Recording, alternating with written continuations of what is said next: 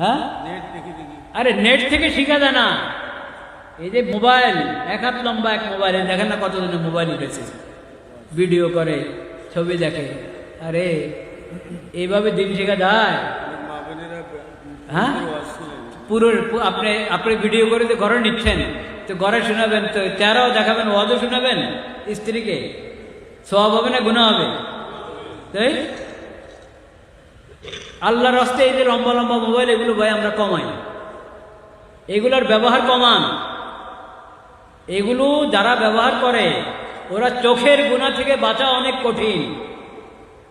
নিজের অন্তরকে জিজ্ঞেস করেন না, নিজের অন্তরকে জিজ্ঞেস করেন, এই লম্বা মোবাইল আমরা কয়জন চোখের হেফাজত করতে পারি, কানের হেফাজত করতে পারি কয়জন?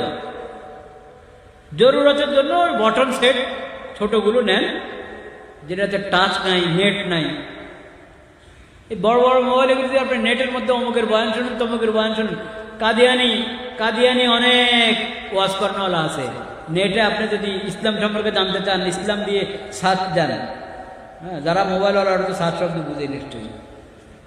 আপনি ইসলাম শব্দ দিয়ে যদি ওটার ওখানে টিপ মারেন, বের হবে।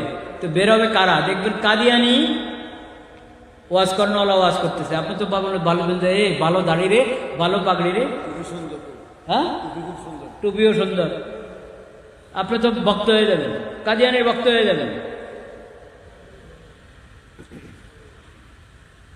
কত বেদাতিরা তো বয়ান করে, কত গুমরাওয়ালারা তো বয়ান করে, কিন্তু সরাসরি ইসলাম নাই, ইমান নাই, বেঈমান হয়েও ইসলামের দাবি করে। এরকম প্রতারকদের বয়ানে ভরা নেটের মধ্যে। তা আপনি নেট দিয়ে যদি বয়ান শুনেন, তো আপনি তো কাফেরের বয়ান শুনতেছেন, আপনার খবরও নেই। আপনি ভাবছেন যে এটা মুসলমানের বয়ান, আপনি পাগড়ি আর দাড়ি দেখে ধোকা খাচ্ছেন। পাগড়ি আর দাড়ি ভালো জিনিস, কিন্তু যদি ধোকার জন্য ব্যবহার করে কেউ পাগড়ি আর দাড়ি, তা আপনি কি করবেন? বুঝতে হবে কি হবে না? নিজে নিজে তো বুঝবেন না, আলেমদের সোহবতে আসলে বুঝবেন। আল্লাহ তৌফিক দান করে। ঘরে বসে বসে দিন শেখার চেষ্টা করেন না। আহলে সুন্নাত ওয়াল জামাতের অনুসারী, শরীয়ত সুন্নতের অনুসারী আলেমদের সোহবতে এসে, কাছে এসে দিন শেখার চেষ্টা করেন। আল্লাহ তাআলা তৌফিক দান করেন।